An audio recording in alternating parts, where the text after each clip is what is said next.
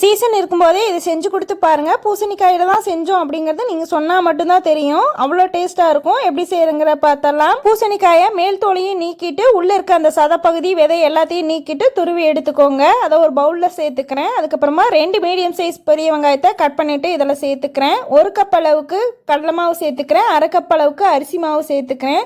தேவையான அளவுக்கு தூளுப்பு மட்டும்தான் கரைஞ்சி வரும். ஏன்னா இதில் தண்ணி எதுவும் சேர்க்க போகிறதில்ல. 1 டீஸ்பூன் அளவுக்கு தனி மிளகாய்த்தூள், 1/2 டீஸ்பூன் அளவுக்கு மஞ்சத்தூள் சேர்த்துட்டு கொஞ்சமாக பெருங்காயத்தூள் சேர்த்துக்கிறேன். மல்லி இலையை பொடியாக கட் பண்ணிவிட்டு அதை ஒரு கைப்பிடி அளவுக்கு சேர்த்துக்கிறேன். 3 கொத்து அளவுக்கு கருவேப்பிலை சேர்த்துக்கிறேன். எல்லாத்தையும் சேர்த்துட்டு வெறும் கைகளாலேயே அப்படியே பிசைஞ்சு கொடுத்தோம் அப்படின்னா தண்ணி விட்டு வரும். தண்ணி எதுவும் சேர்க்க தேவையில்லை. நீர்க்காய் அப்படிங்கிறனால தண்ணி விட்டு வரும். வெங்காயத்துலேயும் கொஞ்சம் தண்ணி விட்டு வரும். அதனால தண்ணி எதுவும் சேர்க்காம அப்படியே கைகளாலேயே பிசைஞ்சு கொடுத்தோம் அப்படின்னா பக்கோடா கன்சிஸ்டன்சிக்கு வந்துடும். ரொம்பவும் ட்ரையாக இருந்துச்சு அப்படின்னா மூடி 2 நிமிஷம் அப்படியே விட்டிங்கன்னா நல்லா தண்ணி விட்டு வந்துடும். தண்ணி எதுவும் சேர்க்க வேண்டாம். வெளியிலேயே கிள்ளி பார்த்துட்டு அதுக்கப்புறமா எண்ணெயில் கிள்ளி விட்டுக்கோங்க.